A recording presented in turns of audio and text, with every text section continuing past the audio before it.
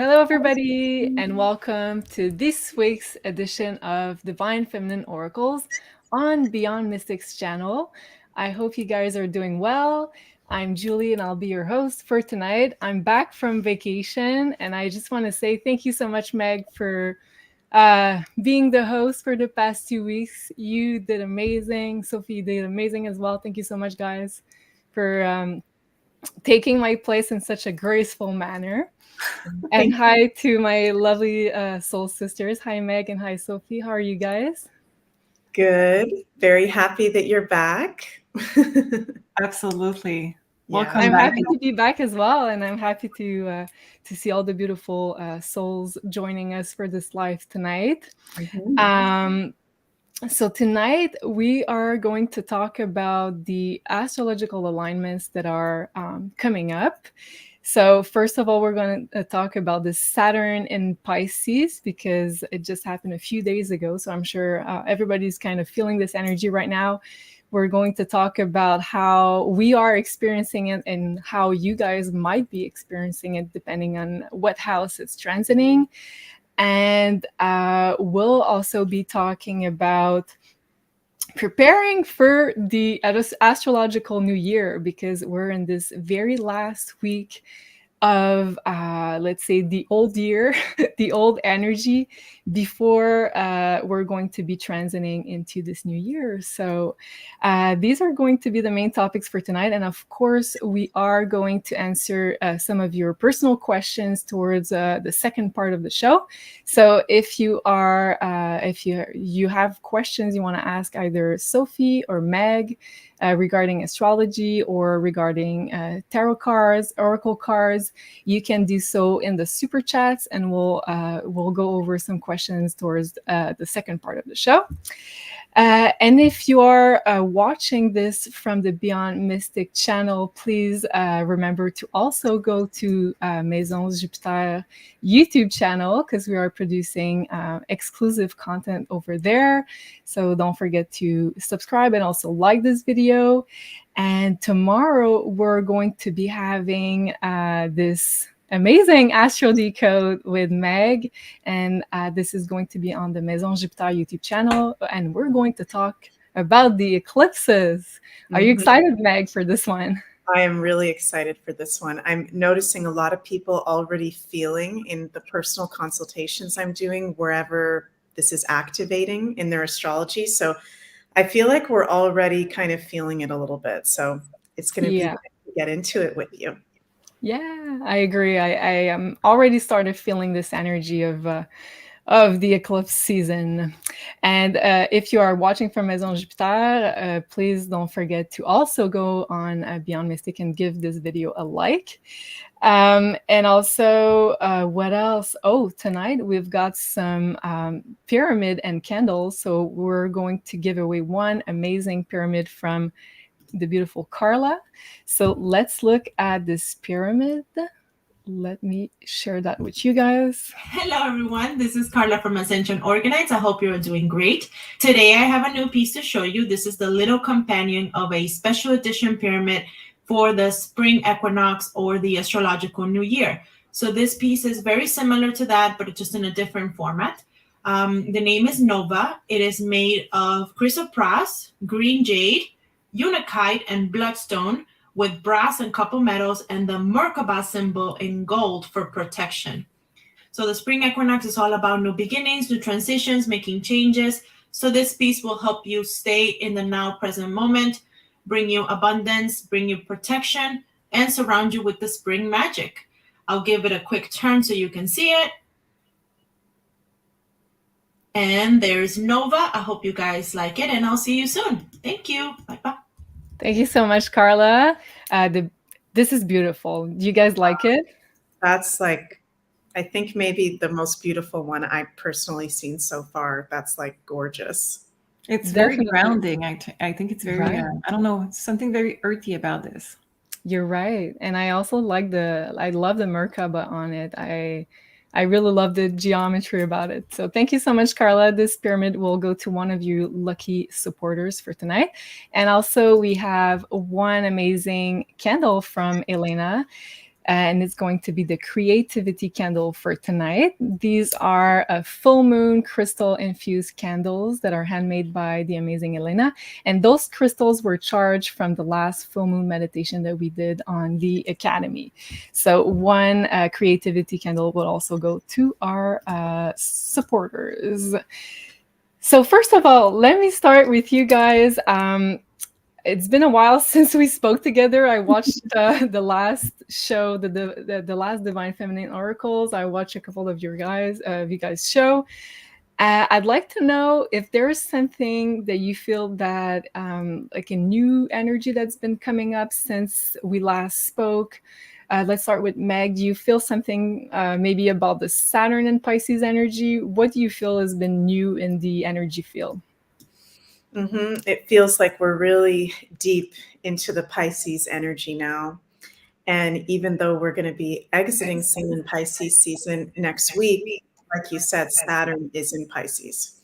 So it feels, I'm not feeling the dreaminess yet, but I'm really feeling, for me personally, my sleep has been very affected, and I'm sleeping for way longer. I'm having very vivid dreams, and I'm having a hard time waking up from sleep. So I don't know if that's because Saturn can bring challenges and Pisces rules sleep, but that's something personally I've noticed so far. But I'm not feeling too spaced out yet. Are you guys? Yep. I am. It's been kind of weird for me, honestly. Like, me too. I feel very sleepy. I have a hard time waking up in the morning. Lots of psychic dreams also. So I'm guessing it's the Pisces energy and also the Neptune energy, because we have a Sun, Neptune, and Mercury conjunction as we speak. But I feel this weird sort of ungrounded energy within me. So I feel like I would probably have to make more efforts in order to ground myself, which I'm not doing at the moment. So so that's on me, but I feel very ungrounded. I feel like this fog in the energy. I feel it very much. How about you, Sophie? Do you feel the same or in a different way? It's a bit different for me. I don't know if it's because I'm Pisces rising, maybe, but I'm not sleeping. You sleep a lot, but I do not sleep right now, and usually I sleep a lot. So this is weird for me. And also just it's very dreamy.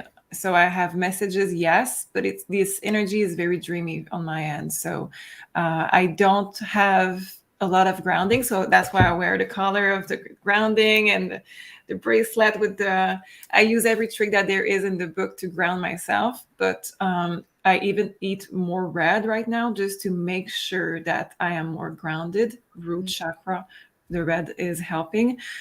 I don't know. I really don't know why I'm not sleeping. Everybody is telling me that they sleep a lot right now. Maybe, I don't know, it's just a theory there, but maybe since it's transiting your 12th house, Saturn transiting your 12th house, I'm like, maybe it's making you more ungrounded, and I don't know, just a theory there. Meg, do you think it has to do with her, the house it's transiting for her? Do you have an idea? Yeah, that resonates a lot when you're saying it, because it's, 12th house, sleep, rest, rejuvenation behind the scenes, and Saturn always gives us a little bit of a challenge wherever he's going through. So that kind of makes sense. It depletes the energy of the house it's in. So for you, maybe you'll have to do some more, let's say, conscious efforts in order to put some grounding in your bedroom, I'm guessing, and also maybe some Saturnian type of things in your bedroom, because the 12th house is the bedroom in astrology. So that's true. Maybe some stones, some dark color crystals in your bedroom, under your bed, something like that. I don't know.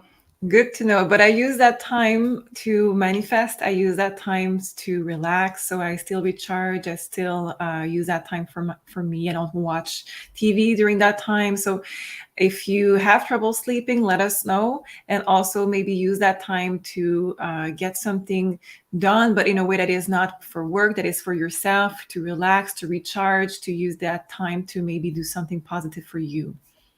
That's good. Good advice. And since you're on the screen, Sophia, I have a question for you, maybe for the cards. If you'd like to pick up some cards on that. Maybe, do you think there's something different in general with our sleep patterns? So I'd like to know if the cards saying yes. Saying yes. Okay, so what was your question? I'm sorry. If there's something different? Yeah, maybe how Saturn in Pisces is affecting our sleep patterns, and generally speaking. She's like, yes. Good question, Julie. That's what she's saying. Hey, Cats are JC. being really crazy. I don't know Meg, your cat was acting crazy in the show yesterday too. I don't know. Let us know also if your pets in general are doing the same thing. But I don't know what is happening. It's crazy. They're trying to communicate. Oh, maybe that's it. The veil with Pisces is thinner. Maybe they're really trying to communicate because it's easier right now to do it. I love it. We'll pull cards on that after. Okay.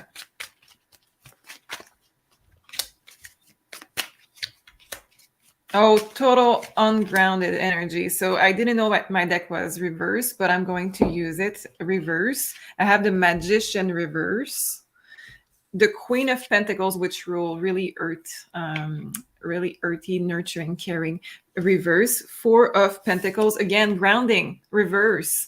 Wow. So absolutely, this is changing your sleep pattern.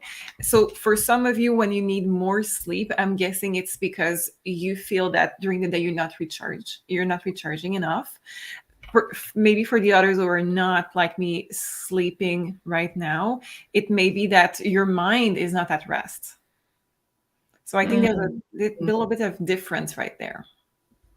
And it's interesting you say that with the mind not being at rest, because at the moment we're also having a square.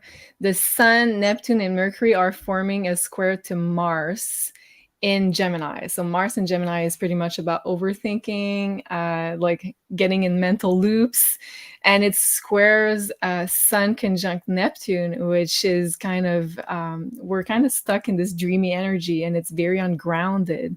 But at the same time, we're going over mental loops. So yeah, I'm feeling this very much. And do you want to pull cards on what are the cats trying to communicate at the moment? Yeah. I'm going to include dogs in it. Oh my God. Okay. Do you want to talk?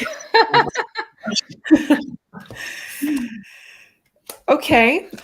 So we have Queen of Pentacles. This time it's upright. We have Knight of Swords, and we have Three of Pentacles. They're trying 100% to communicate. It's like your guides from the other side gives messages to your pets. I'm assuming that your pets are also part of your guides, but this is because of Three of Pentacles. It's the team. It's the teamwork. So we have team from the other side trying to use your pets to relay messages.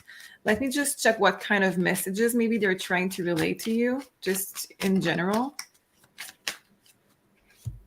Two of Wands. To pay attention to your energy and where you're at in your life, because there's a crossroad right now just before the new year. Does that resonate with you guys? Yeah, and Louise is saying here, is Saturn in Pisces bringing up unconscious karma needing to be released? Yes, I do resonate with that, Louise, very much. And maybe like the pets are also getting in there, trying to chime in and tell, maybe bring our awareness more to different things that might need to be released at the moment. And it's funny because in your latest Manifest Destiny episode, Meg, with JC, that was really, really good, by the way. You did mention that we would need to activate more the opposing sign where Saturn is at the moment. So Saturn in Pisces, we need to consciously activate even more the Virgo energy in order to feel more balanced. And that makes so much sense to me when you said that. And Virgo is also the pets. So maybe there is an influence that might... Yeah. Can you go over, for the people who didn't watch the Manifest Destiny show, maybe try to give your some advice about how to activate this Virgo energy? Right. So we were talking about how, Saturn, the planet of our structures, our systems, stability in life, very grounded planet, has just gone into Pisces, which we could call the most ungrounded sign, if you will. So every planet has signs it likes to be in and does not like to be in. And I would say Saturn doesn't really like to be in Pisces that much. It's not the best placements for Saturn. So when we've got a placement like that, and similar thing going on with Pluto in Aquarius, which we're about to have, which I think we talked about on Manifest Destiny as well. The opposite sign of Pisces is Virgo. So to balance, to kind of astrological remedy, if you will, this Saturn in Pisces, we can be bringing in the Virgo energy. The Pisces is here, it's lingering, it's not going away until 2026. So we don't need to go, on some crazy adventure and do ayahuasca and try to open. And I'm not saying there's anything wrong with that, you guys, but we don't have to try to do those things. We're just going to be feeling more intuitive. We're going to be having more vivid dreams. It's just going to be the natural energy. Whereas Virgo is actually in a weakened state right now because of the Saturn in Pisces. So we can be doing Virgo things as a remedy to kind of counteract the Saturn not really liking being in Pisces. Does that make sense how I'm explaining that so far, you guys? Very much. So Virgo is our routines. It's our day-to-day routines, which I know for a lot of us woo people, family, sometimes that's hard. I know that's very hard for me to have some sort of routine, some sort of practice. I don't know about you guys, but that's Virgo, being in the practice. And even if it's something like, not even that you have to wake up and meditate every day, even if it's some sort of routine, like when you wake up, you make your coffee with intention, right? Or when you wake up, you have a glass of water with lemon in it, and you feel the cleansing of that, Virgo. Virgo is routines, cleansing, cleaning, our physical maintenance, being of service. So doing any of those things and more of the things that Virgo rules will help to balance the Saturn in Pisces, because we're going to be feeling all the spiritual and creative energies. We don't need to be doing extra things to try to awaken that. And it's going to get progressively more and more intense as Saturn goes through Pisces. He just went in just a week ago. It's right? so funny you say that because I had a lot of messages from my guys saying you need a more grounded routine. And I've been struggling so much with trying to integrate a routine, like really bad at it. I hate it and I'm a Virgo sun, but for some reason I just don't feel right with a routine. So, but I've been feeling that for a couple months, like try to implement something at least that's grounding you a little bit, that makes you feel more secure. And so, yeah, that's a good confirmation there. Thank you, Meg. And Sophie, are you good with routine, being a Virgo sun as well? No, but I think it has to do with my Mars. Because I have Mars in Aries. Mars is how you get motivation. And my Mars is good for sprint, but not marathon. So when I want to have a new routine to make change in my life that are good, I can do it, but for a short amount of time. So I have to change my routine as well. So even if I'm a Virgo sun, doesn't work. Yeah. And for me, I think it's my sixth house, which is the Virgo house, your day-to-day stuff. For me, the ruler is it's in Aquarius. So Aquarius is kind of anti-routine. So I'm having a hard time with that. Here, someone is asking, how do I donate and ask a question? For tonight, we're going to use the super chats over Maison Jupiter channel if you want to donate or ask a question, and we'll get through the question part on the second part of the show. Lakeside Laura saying, my son is Virgo, love Virgos. Yes. If you have a lot of Virgo or Earth energy in your birth chart, I feel like routine might be somewhat easier for you to ground yourself, and life on Earth will be easier if you have a lot of Earth energy in your chart. So Virgo, Taurus, Capricorn. And if I can ask a more personal question, do you guys know, we spoke about you, Sophie, but do you, Meg, know about what house Saturn in Pisces is transiting? Well, I'm sure you do. Can you share with us if you don't mind? Yeah, it's going over my 11th house, which is very, very interesting. I haven't really been feeling any challenges with that at the moment, more of the commitment energy of certain groups that I'm associated with, because the 11th house is groups of people, like-minded groups of people, higher technologies. It's the house of Aquarius. So I haven't really been noticing much with that actually lately. Well, that's Just good. yeah, so that's good. Let's keep it that way. Let's keep it that way. Well, I'm sure like also Saturn can be a lot more responsibilities and work. So it might for you be more shows, more things that you're doing on the internet. So it might be like actually more work, but not in a bad way necessarily. Less sleep. Less sleep for you. Yeah.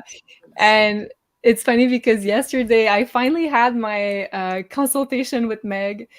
We did the 1 year personal transit, and it was truly amazing. Meg, you're so good. And I'm not even trying to, how do we say that? Throw flowers. Is that an expression in English also? Okay. It's just I was truly amazed how you can really combine your astrology knowledge with your psychic abilities. It's really amazing. And it helped me so much. Thank you so much. Thank you, Julie.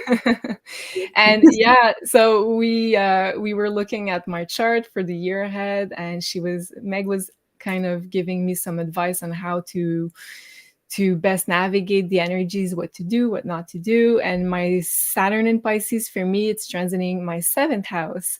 So 7th house is the house of partnership, relationships, but also Saturn is exalted in Libra. So in the 7th house is kind of a good house for Saturn. If ever there's some fellow Leo rising or Virgo rising, that it's going to enter your 7th house as well. And so it can also be more commitment in your relationship, in your partnerships, but also Saturn likes to discern what kind of relationships are going to be good for you in your future, and the ones that are not going to, let's say, stay by your side are going to fall away, because Saturn is the nature of discernment, but also saying no. So that was very interesting. Yeah, so let us know in the chat if you guys know where Saturn is transiting your birth chart and what house, and we're going to talk about that, because I feel like a lot of people will feel Saturn in a very different way. JC here is saying woohoo. I don't know what he's referring to, but hi JC, it's nice to see you. Okay. And before we switch on our other subject for tonight, I just wanted to make sure I don't forget talking about these amazing ladies. If you want to book with either Meg or Sophie for a consultation, you can do so on maisonjupiter.com. And don't forget to enter BeyondMystic in one word to get 10% off your next consultation. So Sophie is offering either the 1 hour personal reading or the priority booking, which is a 30-minute. And Sophie, did you open up some new priority booking appointments? Yes, I think I have one spot left on this Friday and on next Tuesday. Amazing. And what is the wait for the 1 hour personal reading? We're now booking for middle of May. Okay, so 2 months ahead. And if you guys don't want to wait for 2 months, of course, you can book the priority booking if you have some more urgent questions. And for Meg, we have the birth chart reading that's available, but also the 1 hour, 1 year personal forecast, looking at your year ahead with your birth chart. So that's the one I did yesterday with Meg. So I think it's really good to prepare yourself with what kind of energies are going to be activated for you. And what would you say to the audience, Meg? What would be the main difference between those two if they don't know which one to book? I would say, if you've got really pressing things for the year ahead that you want to know about or get guidance on specifically, then the year ahead is a good one to start off with. But if you've never looked at your birth chart before, if you don't know anything about your birth chart, I would say definitely starting out with that one first, because it'll help when we actually look at the 1 year personal transits. It's really important to know our most important parts of the birth chart. Just for anything going on in life, any transit, it's really sacred, important information. Totally agree with you. And I could not recommend Meg more than that, because it was truly like an eye-opening appointment I had yesterday. I was like, oh wow, this is why everything's unfolding the way it is right now for me in my life. So, and I have the chance also to have an amazing tarot reader as a sister. So I also had a tarot appointment this weekend. Thank you so much, Sophie. It was amazing, as usual. So whenever I have questions, I'm like, Sophie, help me. I do the same with you too. So thank you guys. You're amazing. Love the soul sister support here, the Oracle sisters. Yeah. Next, I'd like to talk about, because we're in this last week of the astrological year, and we're kind of I feel like this shedding process, because we're just 1 week away from celebrating the new year, which is going to be the spring equinox for the Northern Hemisphere. So let's start with Meg. How would we best prepare for this spring equinox, new year that's coming up in a week? So what kind of actions would you be recommending for this week to come? Well, I just recorded the Beyond Astro weekly forecast before we did the show that's going to come out tomorrow, I think at 12 p.m. Eastern. Yes. On the Beyond Mystic YouTube channel. And I just kept saying over and over again, I'm sorry, you guys, if I sounded annoying, but I was feeling it so strong. Clean your house, clean your energetic field, clean your house, clean your energetic field. So to be open to the beautiful new energies of the astrological new year and the spring equinox, be at home and clean out your house. Clothes that you don't wear anymore, things that you don't use anymore, even just the physical cleaning, which is also Virgo, good remedy to counterbalance the excess Pisces going on. So I would say clean. I would also say, do whatever you want, you guys, but spend time at home, because the energy this week is a little bit wonky with that Sun conjunct Neptune and Mercury squaring Mars. And people are going to be really, if you go out, partying or to the movies or whatever, you're going to see people are off. People are going to be feeling weird, especially if they're normies. Okay. I've been feeling that really, really strong. And there's something about spirits telling me right now, which I just realized in this moment, it was 3 years ago today this week, that the what was announced and our whole lives changed. Wow.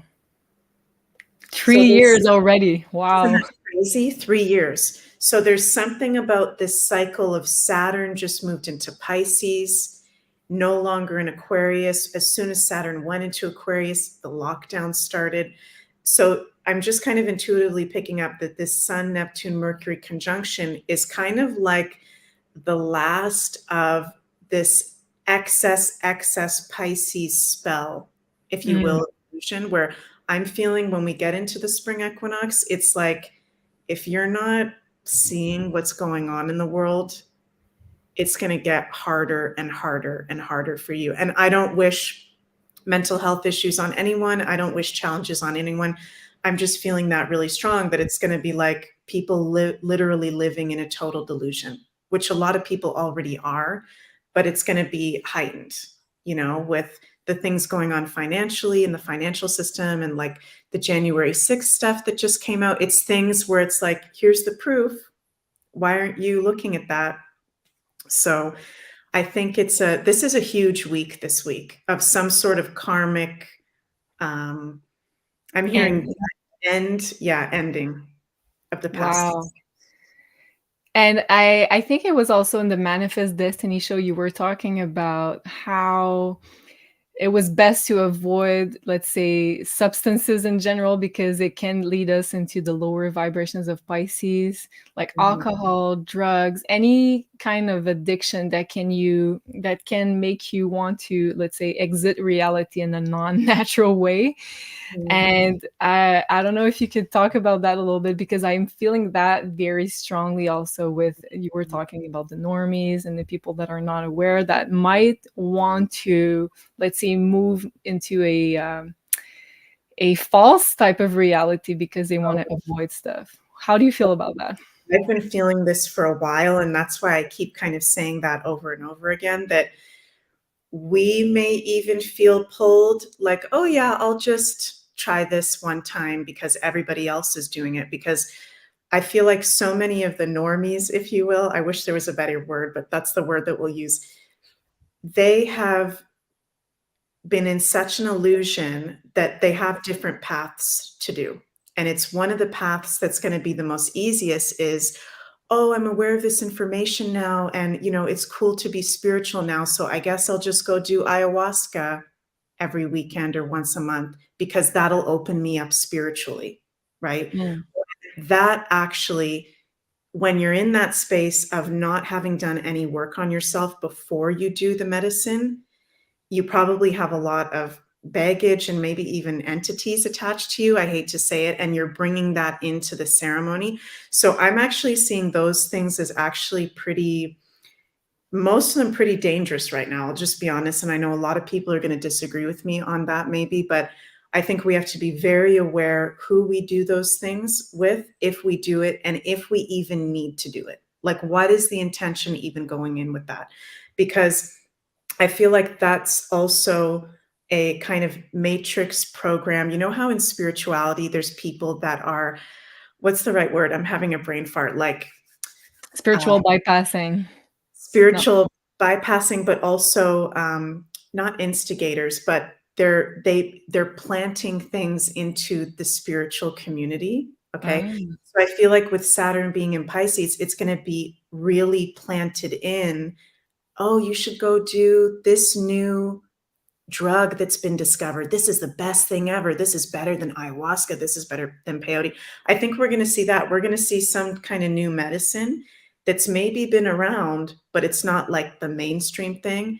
And people are going to go on to that, and people are going to get maybe even really screwed up from that if it's not done properly. Wow. And it's crazy because you were talking about this matrix program, and I felt that very much, that it's like you need something else outside of you to connect to your higher self, or to connect to source, which was the old program of religion. And now it's like, oh, if you want to feel really good and you want to feel connected to source, now you want to try new drugs and ayahuasca and whatsoever. But it's like it's getting it's distancing you from the real purpose, which is connecting to yourself. Well, this is my opinion, and of course you can disagree with me. It's okay.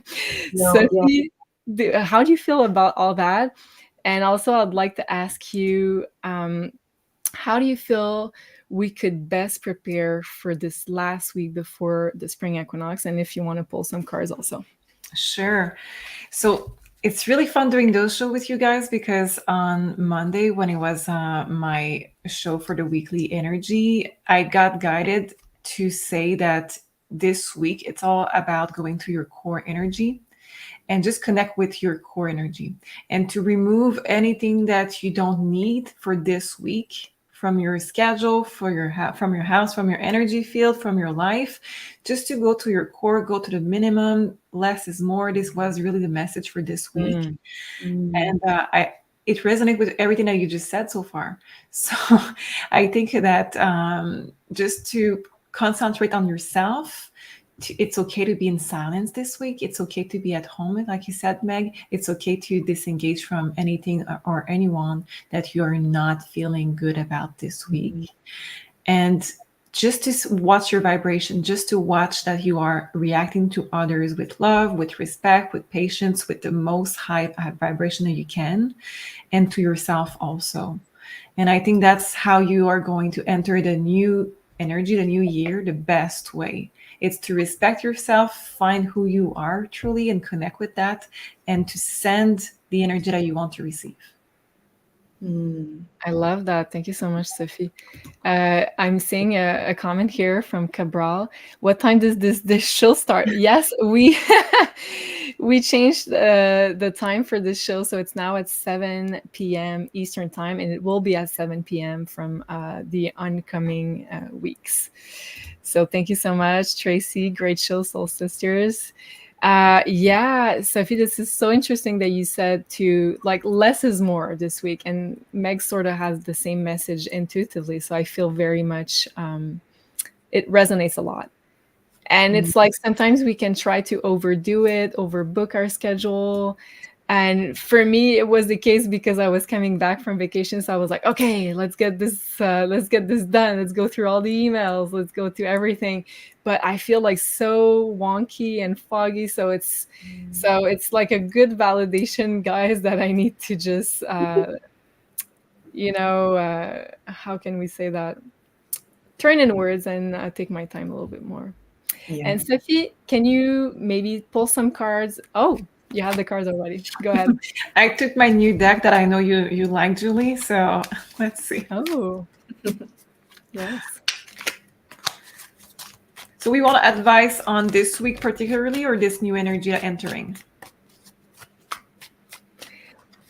I'm sorry? Do we want advice for this week, or do we want advice to get into the new energy for the... I'd like for this week. Okay. Perfect. And then we can ask for the other question after if you want. Oh, wow. Very positive. So it's a new deck. Not everybody will like it. Yeah, this one. I bought that as a joke, but I just love it. It's so cute. It just makes me happy. So yeah. That works. Nine of Mouse face is just adorable. Yeah. 9 of Cups. So this is wish come true. So this is for me. There's a confirmation that when you connect to yourself, or you find what sparks joy. So this deck is sparking joy, so I use it. It's just for me. The 9 of Cups in this question would be to really remove the layer of the mask that you're wearing. The should I? Just remove everything and just go with what sparks joy in you. We have the Judgment. So again, you need to just do things for you and just for... Okay. Meg is laughing at the cards. Funny. I won't be able to use that deck for something serious. Maybe the next spy, I will use that one. It will light up the mood. It'll make it lighter, yeah. Perfect. Go ahead. Sorry. I'll mention with this card. Okay, so seriousness, Judgment. So yes, I'm lost now. That is the Pisces energy, guys. This is getting lost in a moment, finding the joy. Don't do anything else that you don't find that sparks something in you.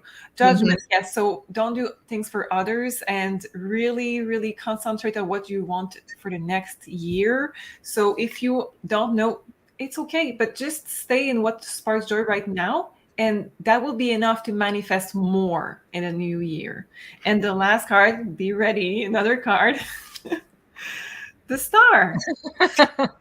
So it's a bit more round than the usual character. It's a bit more curvy. Yeah. I love it. So this one is about healing. It's about wish come true with 9 of Cups. This is amazing energy. This is just for this week, but I'm feeling with 2 major arcanas that we're talking about just more than just this week. We're talking about what we want to attract for a longer time, but it starts this week. That's the week that we are changing a lot of stuff, and that we are changing vibrations. You know, when I saw the Star card, I was kind of reminded that since a lot of Pisces energy is activated, that we need to dream. We need to use this week for planting seeds, but more in a dream space, because I feel like next week might be more of a manifestation ritual type of week because of the equinox. Meg, would you like to chime in and maybe tell the audience how like, what would you personally do for the spring equinox? Do you have like a favorite ritual? Do you have something you can maybe share with us to manifest our desires? So it might sound a little funny, but actually something that I do almost every day that I just naturally do is I'll put music on in my headphones and I'll just like dance around to the music and visualize myself and move myself in scenarios that I want to create. Mm. Very Piscean because it's music and it's visualization, and it's a little bit maybe like a shamanic visualization or something, but I'll put on music that I find is really ethereal or makes me happy or feel good, and I'll just visualize things that I want to manifest. Like soon I'll be flying back to Canada to see you guys at the staff retreat. And for me, flying, sometimes I get a little bit anxious and uncomfortable, especially during these times with everything that's going on. So, for example, I'd put music on and I'd like walk around imagining myself in the airport, you know, just putting my bags in the baggage claim, like just going through all the motions or anything I want to manifest. So that's actually the practice I do almost every day, sometimes multiple times a day. And I love it.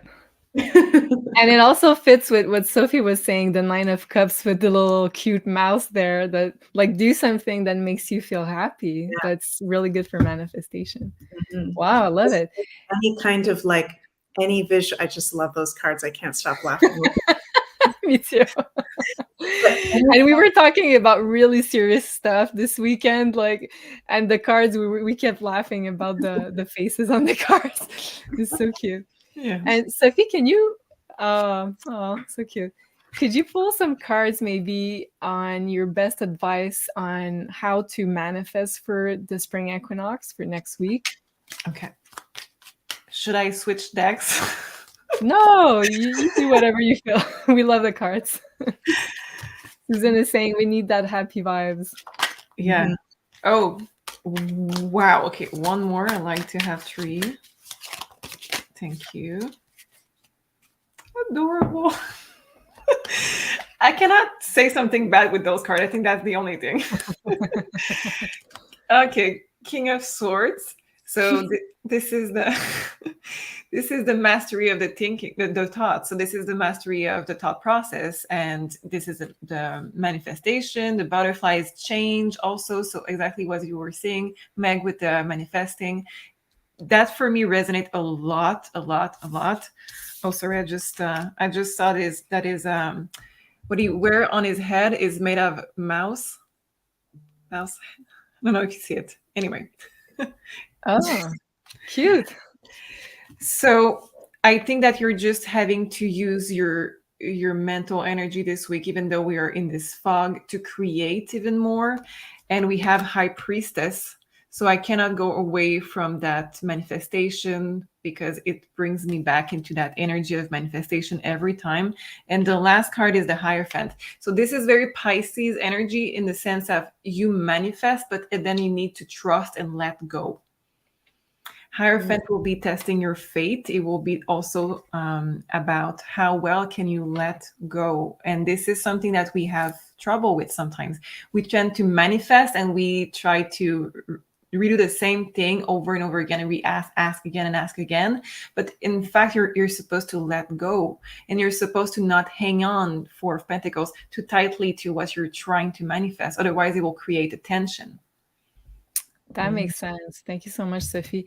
And if you would like to learn all about how to read the cards, there's the tarot course by the amazing Janine that's available on the Beyond Mystic Academy. So that's beyondmystic.academy. So she released the level 1, which is the major arcana of the tarot, level 2, which are the minor arcana. And it's still time to register for level 3, which is practice, if you already learned about the theory of the cards. So level 3 is about practicing, and Janine is also teaching two of her favorite spreads, which are the relationship spread that was launched a month ago, and also the zodiac spread, which is coming up in a few days. And the first live Q&A session with Janine to practice learning about tarot is going to be this Thursday. So you still have time to register here. And the link is in the course to join the live, which is going to be Thursday at 1 p.m. Eastern time. So that's it for this course. And also don't forget, there's a coupon code, which is Tarot3 to get 10% off Tarot Level 3 with Janine. And also, okay, let's begin by asking some questions. I start a couple of questions. So let's start with Lakeside Laura, maybe. Okay, and I'm gonna put Meg here on the spot, and maybe I'll get the chart to help you with that one. So Lakeside Laura is asking, my daughter turned 18 yesterday. Do we have a birthday message? So maybe I'm going to ask Sophie first, and then I'll switch back to you, Meg, so you have time to think about. And I'll put the astro chart up also. So she's a Pisces sun, Taurus moon, and Gemini rising. So happy birthday to your daughter, Laura. So let's start with Sophie. Okay. There is something we have a strength just to start with. So there is something very powerful happening this year for her. And the fact that she's turning 18 is going to be meaningful for her. So I don't know if this is something that she wanted for a long time. Maybe there's something that she needed to, maybe the 18 is significant for something that she really wanted to do, or maybe it's not the age, but this year specifically, there's something that she really wanted this year that is going to manifest in her life. And we do have change, a lot of change this year. So there is this, we have 5 of Cups and Page of Wands that goes with the strength. So there is this very powerful change that she really wanted that is coming this year. And with that, there can be a lot of new adventures, new things that she learns, new places that she goes, and all of this brings a little bit of adjustment needed. So it's really positive, but just be mindful that it's not because she will react in a way that may cause her to need to adjust just a moment to all of those wonderful change that it's negative. It's in fact something really positive. She's going out of her comfort zone, and she's gaining power and power and power this year in many areas of her life. That's what I'm seeing for her. I love it. Do you have anything to add to the message, Meg? And maybe I could put the chart on the screen. So that's going to be the chart for today. But I don't know if it's going to help you because I didn't have the time to. Okay. No, it does help. Thank you. So yeah, Lakeside Laura, I'm feeling the same thing that Sophie is feeling right away, even before looking at any of her signs, that this is going to be a really big year for your daughter for some reason. And I pulled one of my astrology cards and I got progressions. And this is a really cool deck, you guys, that can maybe even help you get into astrology if you want to get more into it. Star Codes Astro Oracle. Yeah, I love it. Progressions is like new journey, new beginnings. And I don't know if she's starting school or university or something like that. There's something new, some stable force, I think, coming for your daughter now with Saturn being in Pisces, her sun sign.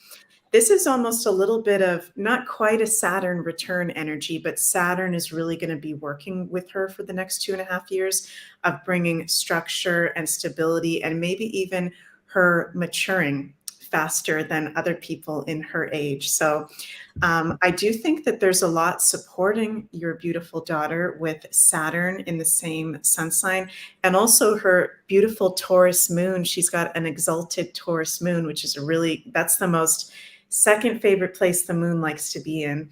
And in Jupiter, in May, I would say to your daughter, Jupiter goes into Taurus. So she's going to be having lucky Jupiter in her moon sign for a whole year from May to May, with Saturn supporting her sun. So I don't know if she's starting something school-wise or maybe committing to something. I would say go for whatever your dreams are. Lakeside Laura's daughter, follow your heart, and you are being really supported.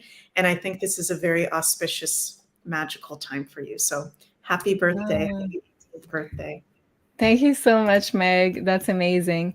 And I kind of have a personal question. Well, personal. I think it's going to be for everybody. And I'm just going to put Sophie on the screen right here. Can you pull cards, Sophie? Because we know that the financial situation is kind of very wonky, as the Pisces season also is. And also, Jean-Claude is putting a new series this week called Banking Failure on Rumble. So he's talking a lot about what's unfolding.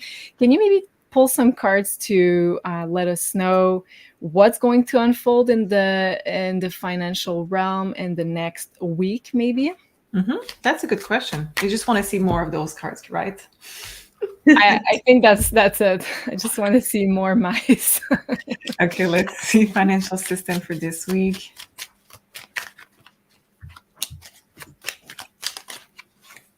Oh, wow.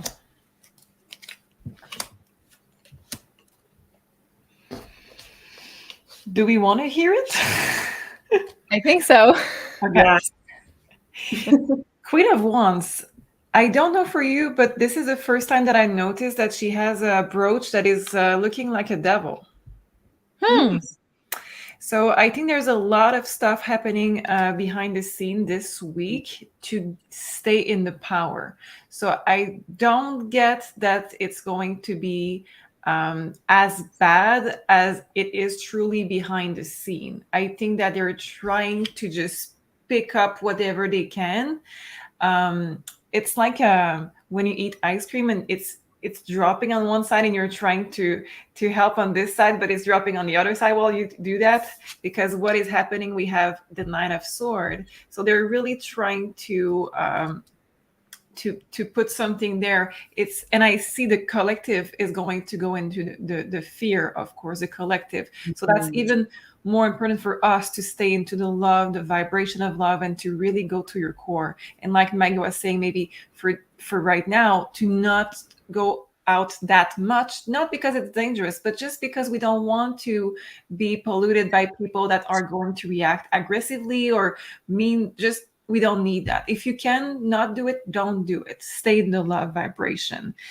It's not that we don't have the abundance. There is the abundance. It's just that it's being misplaced.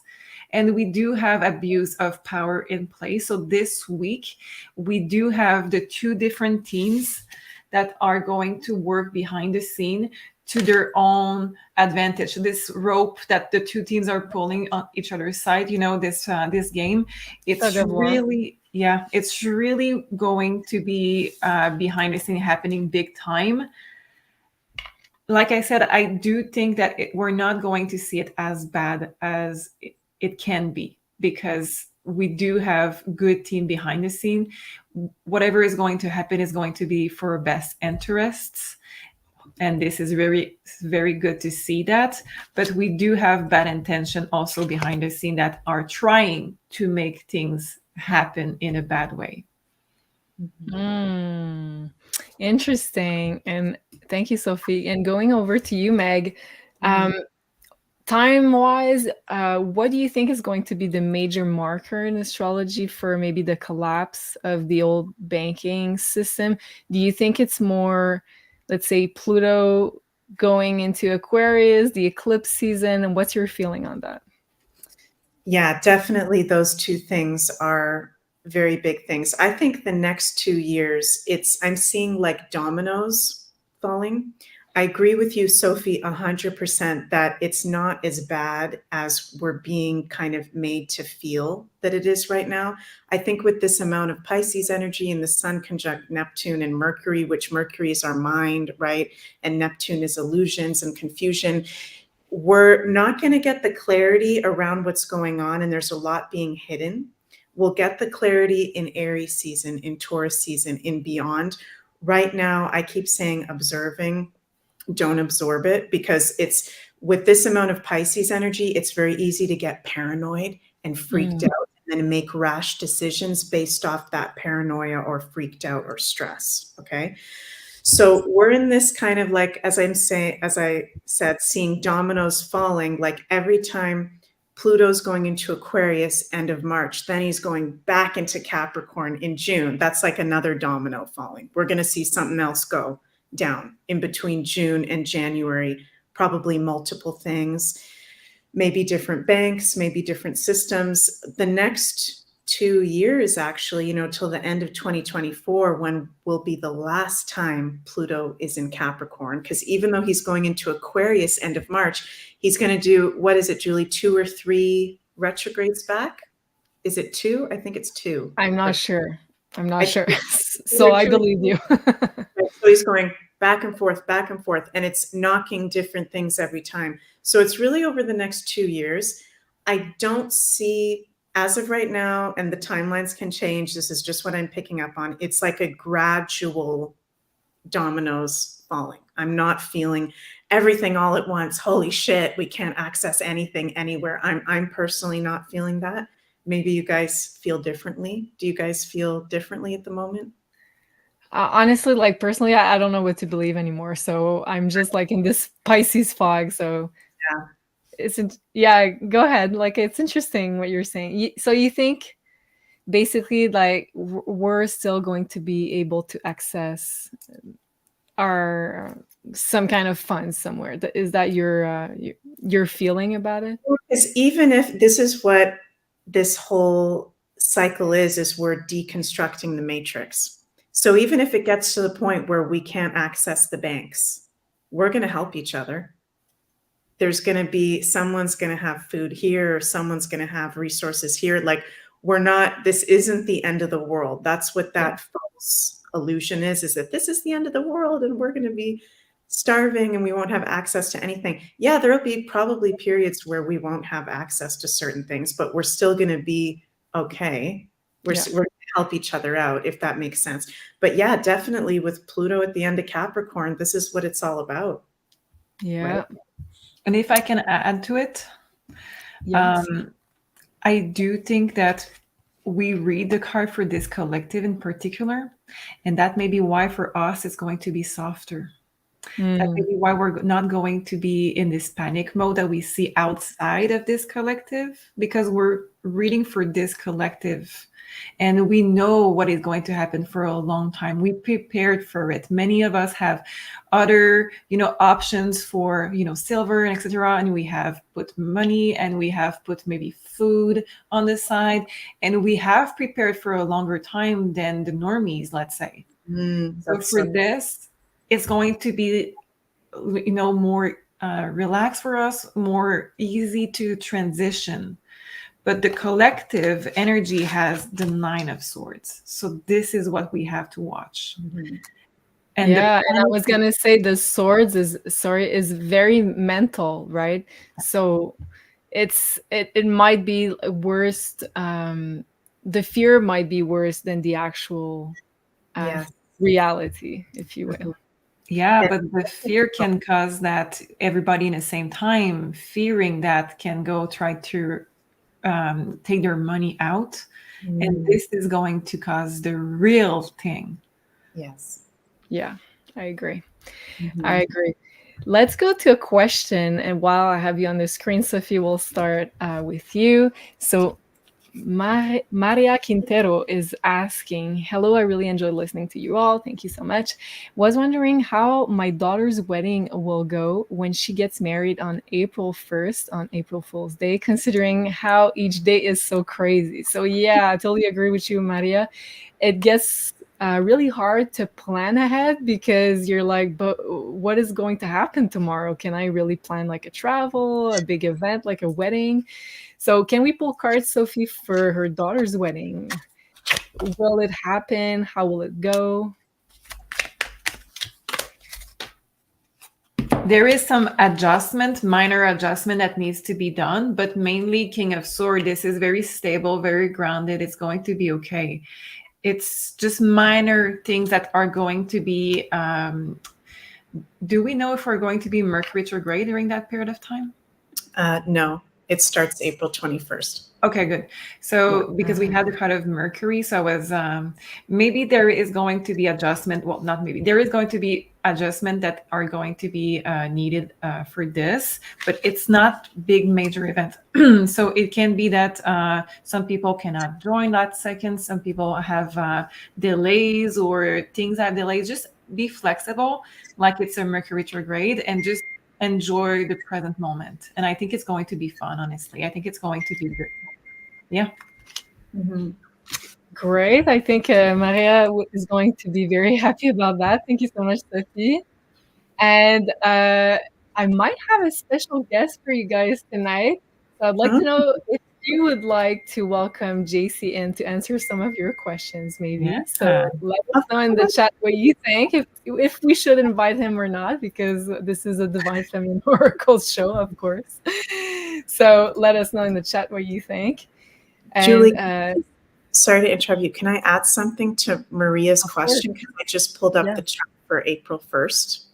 So there's going to be a really cool conjunction between Venus and Uranus on that day. Oh, so that's really fun for groups of people, Uranus and Venus celebrating love in Taurus, and Venus will be in Taurus. So that sounds like a really fun wedding to me. And there's going to be a grand water trine on that day as well.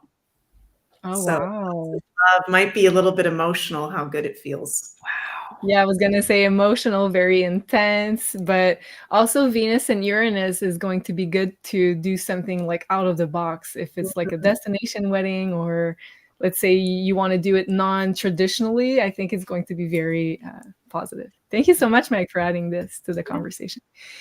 And we have a lot of yeses. So yes, invite the maestro, JC the man, bring in JC, please. So I think it's a yes, JC. So whenever you want to pop in, you're very welcome. Love JC. There's only one JC. So see, everybody wants you here for sure. Thank you so much. And I don't know if we have time to take another question while our special guest might be arriving. What is he saying? Oh, I think we have our special guest in the studio. Let me welcome the one and only JC. I'm not a special guest. I'm just one of the guys. Come on, man. Welcome, JC. How are you? I'm doing well. Thank you. How are you guys doing? Good. Very good. Very good. How's everybody in the live chat? Are you guys having fun with the 3 Divine Feminine Oracles tonight? I think they are. I'm seeing a lot of beautiful comments for the girls and for you also. Like everybody's very excited to see you. Oh, okay. I guess they've been seeing a lot of me in the last couple of days. I've been doing 2-3 shows a day here. It's been pretty crazy hectic. But I got to say, before I take any questions, what the hell is that tarot card deck with the mouse? Don't you love it? I know, it's cool. Well, anyone asking, this is the box. But what's it called? Tarot of Mugi. Mugi. And you said you bought that as a joke, Sophie? Yeah. I said earlier today, you should probably use that to teach children. They would probably love it. Oh, that's right. Yeah, cool. Okay. So if you guys have any questions for JC, please ask us in the chat and I'll try to look at them. And while we're waiting for the questions, JC, would you like to ask Sophie and her very special deck something? Sophie and her very special deck something. Yeah. Can I switch decks? Let me see if I can bring up this one here. I believe it was. Yeah. Let me bring up a screenshot from a Telegram account by the name of Tori Says. What was interesting, I asked Janine this the other day, and it seems that we're entering this new period of time. And oddly enough, Cliff High was also picking this up here in his last video, Mass. If you haven't seen it, go check it out. He's talking about the mass of people waking up from the World Economic... Actually, I can't get into that too much here. It's YouTube. I just realized. Don't trick me, damn you. So yes, there's a mass of people jumping from one timeline to another here. But what he's pointing at is the period of time we're in now, where just before that period of time, we had this kind of scripted kind of moment where there's a big show playing out, I guess, to wake up a bunch of people. And what just comes next to that line is a very unscripted moment. And Julie, you were answering the question when Sophie asked you, or Meg asked you, what do you feel about how it's going to be with the banking system? You said, I don't know who to believe anymore. I'm kind of with you on that here, because we seem to have entered this unscripted version. And now that we're in this new territory, I think it's everything is possible from this point on. And anybody who tells you on YouTube they know exactly what's going on, or other channels, they're probably full of shit or they're in on it, and they're probably not talking for your highest intent. I think it's reasonable for all of us to think that, okay, moving forward here, we are responsible for manifesting our destiny, but there are a lot of power players, as Sophie and Meg were saying here, battling it out, and there's going to be a gap period. So I'll get to that in a moment, but I want to ask Sophie again. I'll go back to this. I believe it was this one. Nope, this one here. Okay, let me read this for the audience members. If you guys haven't seen this on the pay-per-view show or on the Rumble show I did earlier today with Janine, I should make this clear. 2021 until today is a show meant to shake many awake. If it wasn't done like this, many would not be here today. You guys are alluding to that right now about the people waking up, the anxiety and all of that, and including you reading this. Please be there for many. What Sophie was just saying, they're beginning to break down. We don't need people taking their own lives when their reality is shattered. I know the feeling. Please begin to pray. It's about to happen. And what was interesting here, what Tori was saying, is that daylight is a disinfectant and the kick off for savings. And of course, daylight savings was just this Sunday. So, and of course, the savings at the banking issue and all that is happening all at the same time here. We appear to be into this new phase. So, Sophie, let's pull some cards on that. On whether or not Tori says, and some of the other psychics and remote viewers here are picking up the fact that we've just transitioned into a different period of time from the scripted, the movie, the show, into now what is perhaps, yes, the final phase, but a phase that is very, very difficult to predict moving forward. Oh, yeah, absolutely. Let's check. The Lovers, right away, it's a choice. So the Lover card, normally this is a new deck. This is a more modern deck. On a more traditional deck, this would be a choice. So we have 3 people on this picture normally, and we have a choice with the heart. So I think that we speak in this card with the people that drink the Kool-Aid. We're just going to say that. And what choice they have made with their heart, and what choice we continue to make with our heart. So we do have multiple reality possible. Yeah, they're really talking about who took the Kool-Aid, honestly. And there is still time. That's something that many people have different opinion on. So don't take my word for it. Take your intuition for it. But my intuition is telling me that even those who took the Kool-Aid in the past, there is still options to release some of it. Time is running short, though. If you guys, yeah, exactly. If you guys have listened to the show I produced earlier today with Bill Holter and Andy Sheckman, he was saying to you, like, there's very little time. Of course, these guys have been saying this for years now, but it seems that we're here now.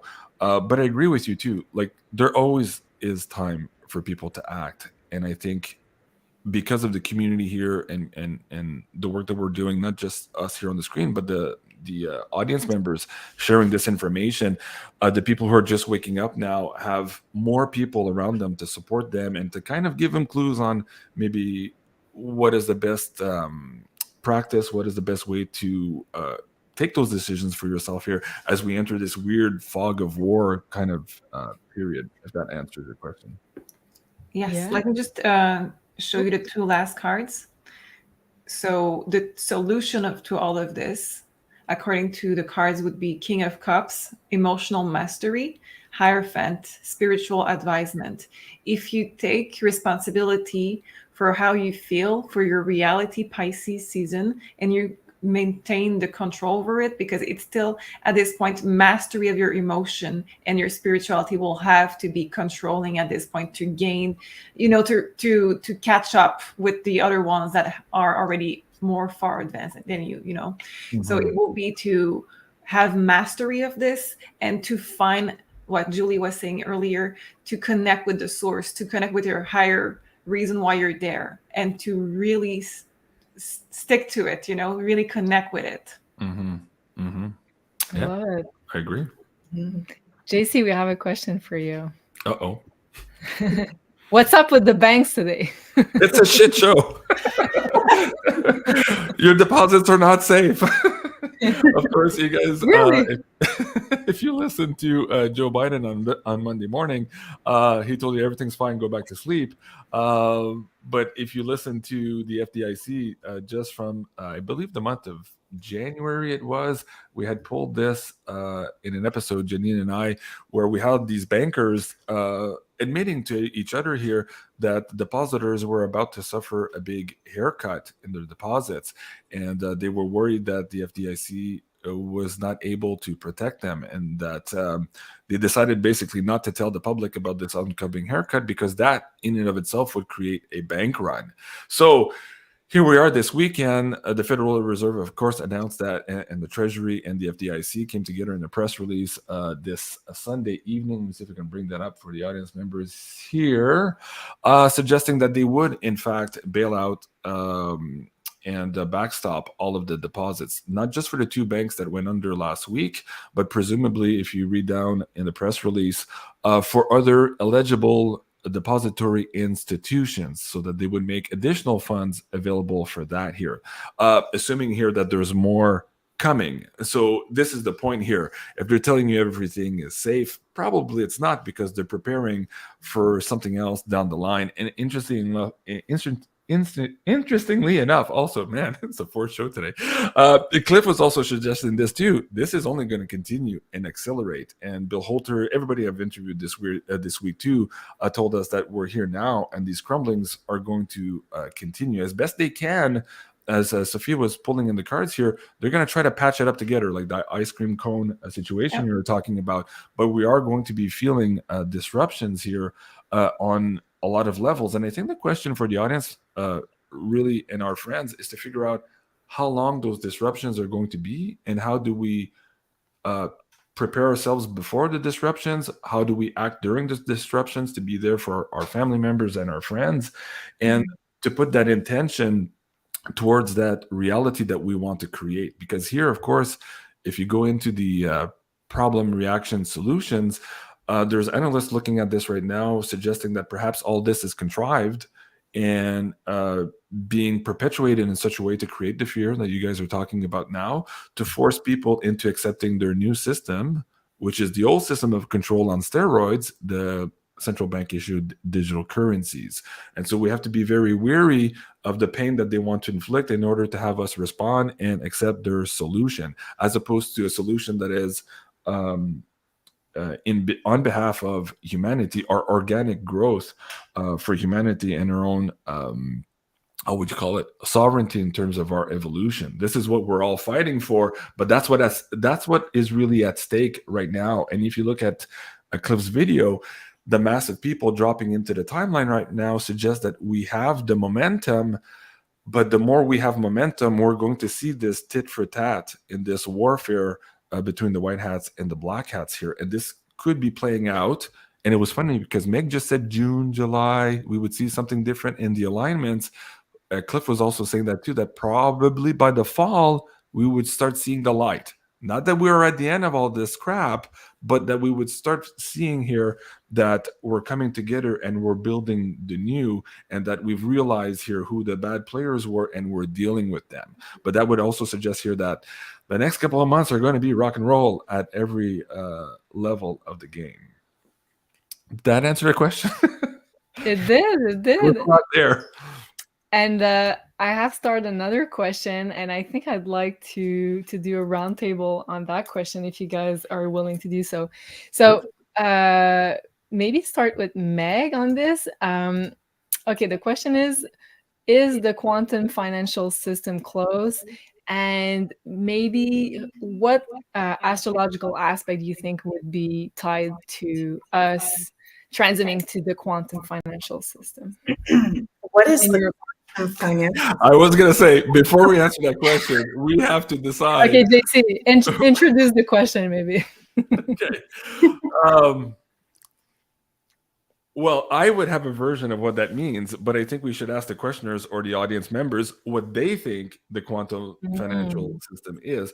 This is a catchphrase that's been used by many truthers for the last number of years, where, oh, it's just next week, it's just been online now, and here's the 800 numbers, and it's online now, and here we are 3 years later, and we still don't see it. And this is also attached to the narrative of the Nasera Jacera stuff that's been around for decades now that still has not come to fruition. Now, and just to be clear, I'm not saying that the white hats are not trying to create a softer landing and pushing towards humanity's freedom as it pertains to the financial system. What I am saying, though, is I don't think it's the quantum financial system. I don't think it's Nasera. I don't think it's Jacera. I think nobody knows, and the fact that we are at war and that the financial system is being used as a tool of warfare, we won't know what that looks like until enough of the black hats have been put away. And so to answer that question is how close we are, I think I would just say, in the context that I've just framed it, we're the closest we have ever been to finding out who we are and what we want in terms of natural, organic exchange of energy, which is what our economy is, which is what our currency is supposed to be, as opposed to having this matrix and this parasite sucking off all of our energy. We're in that final fight now. How long it lasts, I would say, depends on the viewers, depends on everybody here, how much we say this far, no further, and how much we're vigilant to not be trapped into the fear tactics, the division tactics, the problem reaction solutions that seem to be at play right now with the banking failure in order to bring us into the CBDC. If everybody buys into that, then the idea of maybe having some debt jubilee, maybe having some sound money, maybe removing the parasites from our system, that would be my definition of the natural economy we want. That could be much further away if we buckle right now at the knees and we take the crumbs off of the table because we're in the fear frequency. That's my answer. Great answer. And while you're still on the screen, JC, I have a supplemental for you. So what is your personal opinion? How do you think it's going to look, let's say, if we make this transition into the new world? Do you see like a combination of CBDC and decentralized cryptos? And do you see that combined with more let's say tangible assets like silver, gold being used for day-to-day transactions? Or do you see it all digital? What's your take on where are we going with the financial system? For a period of time, I would say all of the above. And I think if you push out the timeline far enough, we'll get to a point where there's no money. Okay, so what do I mean by that? First of all, during the transition, we know that the powers at play right now are going to try to force us into this new control matrix, which is part and parcel the reason why they're pushing down these CBDCs. Now, if you listen to some of the more technical analysts out there, they'll saying that people who are testing the CBDCs right now are not running at 100% in their models. So they're not ready to implement it yet the system is crashing. So the idea that the CBDCs would survive just on the fact that they're not ready yet and their system is not fully functional is basically baked in the sense that it's still born, one.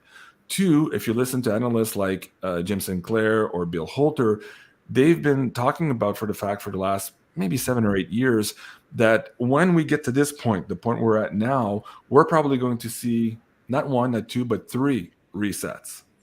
And so there's going to be many attempts here to reboot the system, even though we're still in the fight as to who is going to be controlling it, the good guys versus the bad guys. Now, if we are in fact going to have multiple resets, then that tells you, the audience members, that you need to be in a little bit of everything. You need to have a little bit of cash outside of the bank, of course.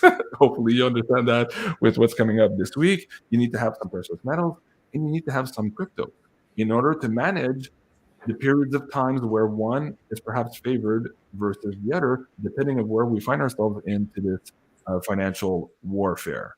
Now, long term, I personally am cautiously optimistic that this is our time for humans and that we are, for the first time, going to extricate ourselves from this Babylonian money magic, whatever you want to call it. How far along away that is in our timeline, again, I would say, I don't know. I would like it to be sooner than later, just for the nature of I don't want to see our friends and our families and our viewers in a tough bind because the structures around them are burning to the ground. But again, I would say that all depends on each and all of us, of how vigilant we are and how we're taking actions, not just with our words, with our wallets every day, to say F you to the old system and to the new systems that are trying to introduce, and invest ourselves in the new decentralized economy that is better and for the highest good of humanity. Wow. Light Shadow saying amen, JC.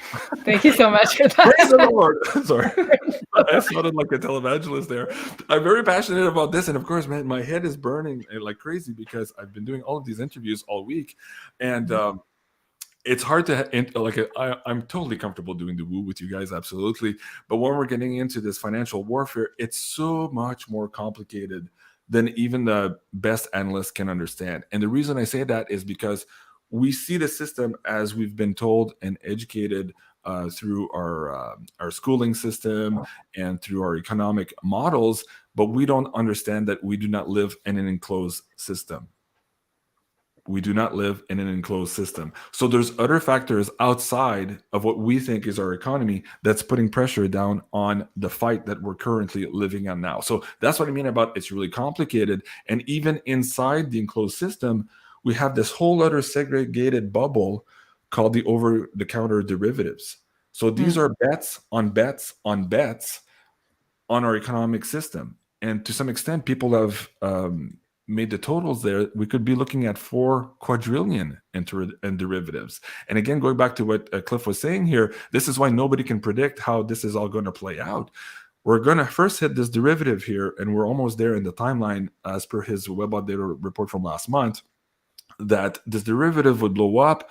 All the financial media would go, oh my God, it's crazy. We just lost trillions of dollars or whatever it is, only to realize that it was only the first one of many here going to go in a domino effect in the next couple of months. So again, that's where all bets are off. We really, really don't know, other than to know that what they're telling us on mainstream to not worry is probably not the best thing in terms of advice. Yes, I agree. We don't need to worry. We don't need to be in the fear frequency. But I would prefer to see people on mainstream news say, prepare yourself, get a little bit of everything. Like Sophie was saying, get a little bit of food, get a little bit of money outside of the system so that you have dry powder to navigate this weird period of time we're in now. I would prefer to hear that. But of course, we're not hearing that in the mainstream news. That's why people are coming here to these shows. To get and that's what we need to bring in the woo. That's what we hear. And you know, I just got a strike on the YouTube channel, by the way. So I was dealing with that this morning as I was trying to push out the promos for the Solveda's Beyond Reality show at noon. And I had this big old ugly strike. So there is a huge warfare going on right now. And more importantly, here in the Woo community, we are capturing the minds that are leaving the mainstream, or the first timeline that Cliff is pointing out there in red. They're coming over to this blacker timeline here on the graph. And this is the Woo timeline, where we're understanding perhaps who the players are, what their tactics are. And we're starting to realize that we can say no this far and no further. And so because the Woo narrative is so powerful, and because the CNN lost 80% of their viewership in the last couple of months, that's why we're seeing all of these attacks in the Woo community and all of this distortion here. They're really coming after not just the 4 of us on the screen, but our viewers. They want them to stop the bleeding in terms of the machine losing its capability to promote their narrative of control. And so this is why everyone in the show is so important, sharing this information, digesting it for themselves, holding that information, staying strong in their own conviction of where they want to go and where they want to see humanity, but also sharing that with other people. That's why that fight right now is super important. And that's what Ricardo Bosi was talking about in our last show, The War Correspondent. And by the way, that's coming up Thursday, the next one here on March 16. And he described this sixth generational warfare. Cliff High's talking about the fifth generational warfare, where we're fighting for people's minds here, for their control. Now, in the 6G warfare, as Recorder Bosi was saying, it is all the witches out here, the psychic people, that they're avant-garde fighting the fight here and skewing the tables here and the power dynamics in this particular spiritual war we find ourselves in. So this community is super, super important. So interesting, because the whole time we were talking about this spiritual warfare, I'm thinking about Saturn and Pisces. Mm-hmm. Meg, how do you think it's going to play out, let's say in the woo community, this Saturn? Do you think it's going to be more rules? Do you think there's going to be more power giving to the woo community? What do you think? Well, I feel like there's so many things I can say right now, but first of all, Pluto's going into Aquarius end of March. As we were talking about before JC came on, he's going to do that back and forth, a couple retrogrades back into Capricorn. But November 2024, we start to be full on Pluto in Aquarius. Okay. And when we get to that point, that is going to be the really big energy shift like we've never felt before in our lives. And I feel like from now until that point, it's a lot of releasing, a lot of people being revealed in the spiritual of who's actually, I like to call the real deal, who's not, right? Who's like feeding off of people's energy and who's not. Because there's a lot of people in the spiritual community that are actually, when they're in a position of power as a channeler for the Galactic Federation of Light or whatever, which there are, I believe, real ones like that. But people feed off of that when they're in that position. They feed off of people giving them attention. They feed off of people saying, "Oh, you're so amazing. You're the ambassador of the Galactic Federation," that kind of stuff. So we're going to see it's going to get cleansed. Who's the real deal? Who's actually adding things of value when the shit goes down and people actually need the support? Who's actually being accurate on the information being shared? So I feel like it's not just us on the screen. It's so many of the people in our community listening right now and in the comments. We are the way showers. We are the people that are going to be there, whether it's online, on the internet, or in our physical communities, the star seeds, the light workers that will be able to support everyone in this transition. And I was also feeling really strong when you guys were talking. I was going to chime in, but I'll say it now. I'm feeling spirit say very strong. The past 3 years of Saturn in Aquarius was like our wake up, if you will. And I know a lot of us were already awake. Okay. But if we had any doubts whatsoever that there really is a dark cabal or that there really is, what's going on, the past 3 years for us truthers were that initiation of, holy crap, this stuff is real. I'm feeling what spirit is sharing is we've done that initiation. Now the normies are about to have theirs with Saturn in Pisces. So, and this is going to be, I hate to say it, okay, harder, because they're at this point now where they haven't woken up yet. And Pisces rules mental health. Pisces rules paranoia, like really serious mental health issues. And I think we're going to see the biggest mental health crisis of our lives. I don't want to say that to freak you guys out, but our family and our friends and people in our community, we're going to have to be very strong to hold the light, because they're going to be confused. They're going to be angry. We're going to start seeing that anger come up with this Aries energy start to spark off with that eclipse season and the things coming in the next couple months. It's intense, you guys. And I forgot what the question was you even asked me, Julie. What was it that you said? No, your answer is just perfect. I was asking you about how do you think Saturn and Pisces is going to play out for the woo community? Do you think it's going to be more rules? Do you think it's going to be more power to lead the other? Right.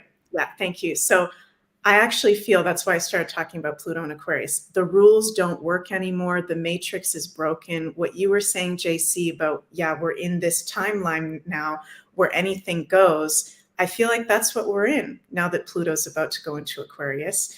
So this is where we can create whatever reality we want, really. And I don't see it.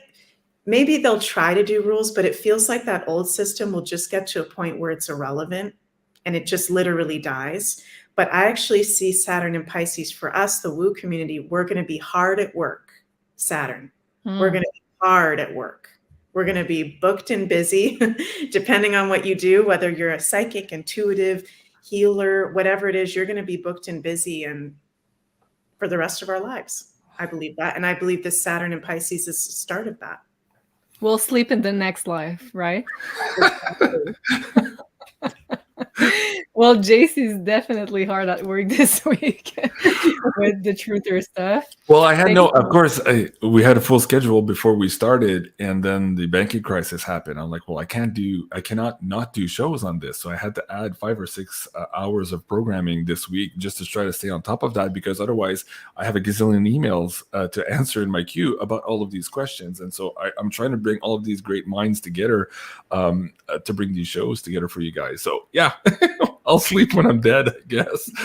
Somebody was saying earlier, JC, Solreta is pronounced Solrita. I know. I say the French way. So that makes any difference. It's like when Meg calls me Jean-Claude. It's it's her way. Oh my God, so embarrassing. Whatever. Anything goes. Okay, let's bring you in, Sophie, for a last question. Okay, I have a question.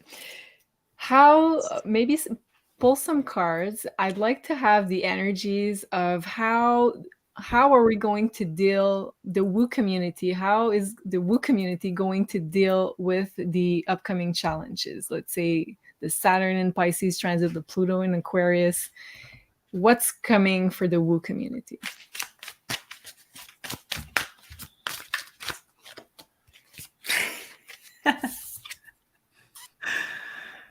I love that. More truth? More truth, and we're going to be the warrior of the truth. So you're going to have to absolutely shield yourself, protect yourself, and do not try to protect everyone. Just stand in your truth and just protect your energy first. I was saying that in consultation all day. When you take the plane, you have to put the mask on you first to help others. This is the energy of that exactly. Let me just take one more. Yes, we're going to be the one are going to be able to bring the one reality to the new one for everybody. And we're going to do it with confidence this time, because we know what is coming. We don't know exactly what, but we know there is a change coming, and we're confident that we're sure that's going to be fine. I'm sure it's going to be fine. It's just a transition of it.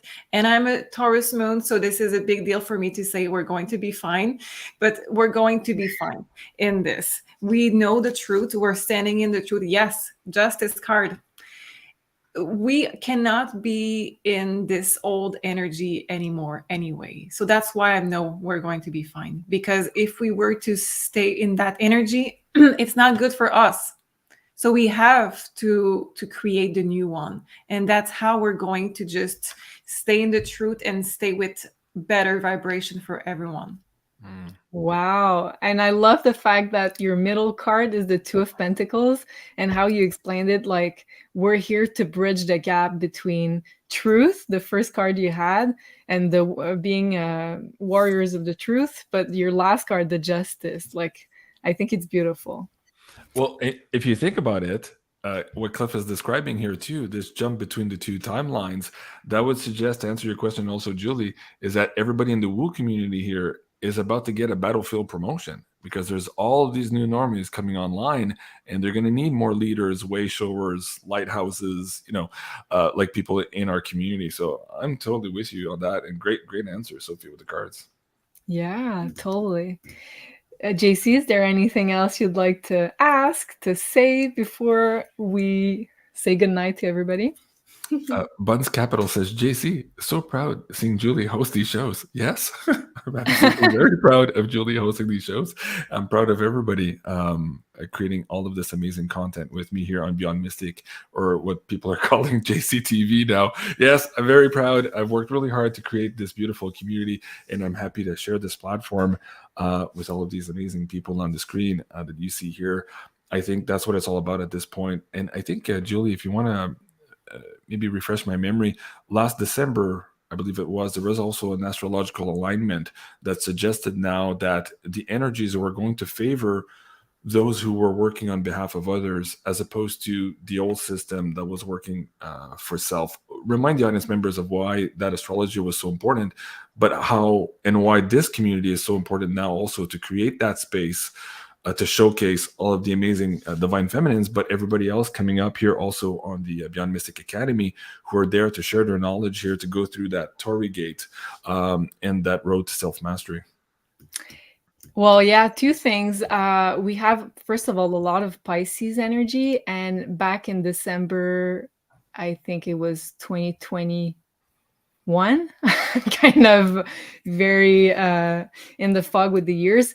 But what you were referring to, Jupiter entering the sign of Pisces, which was all about karmic justice, karmic balance, and a big reversal of situation for especially people that are working in the woo. So if you're doing any kind of healing modality, if you're in the spiritual community, so it's kind of the reversal, the wheel of fortune type of energy.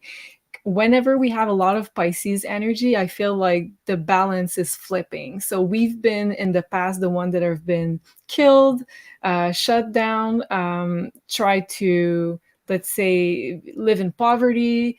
And now the big reversal of situation is happening because of all of this Pisces energy that's being very much highlighted. But I feel also the South Node entering Scorpio, which is a lot of purging of our past lives, of all of those things that are kept us in karmic loops, being light workers. So now we're healing all of those timelines while we were put to the side, and we're stepping back into empowerment, and the whole scenario is flipping. I hope I explained it right. Fascinating. I love it. Jim Montgomery is asking, JC, proof of pants. Okay, let me show you.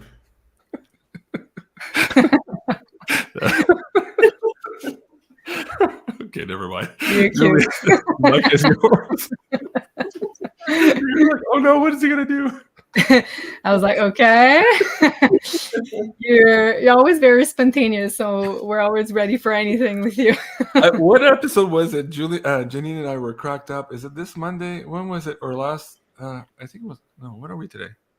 It could have been on the Monday show, or it could have been last Thursday. Somebody got us going on Big Mike, and oh my God, Janine and I were just like laughing the whole episode. And I thought it was so cool, and that's why I try to laugh a lot during these shows. These are tough times, of course. And we're all suffering this cognitive dissonance about having an idea of what the old world was to us and our reality, and having that shattered, and now having to imagine and build in our mind the idea of this new world we want for ourselves. So it's taking a lot of not just brain power, but it's taking a toll on our body, because we're doing that in a very short period of time, and our bodies are trying to adapt to all this. So laughter is a big thing.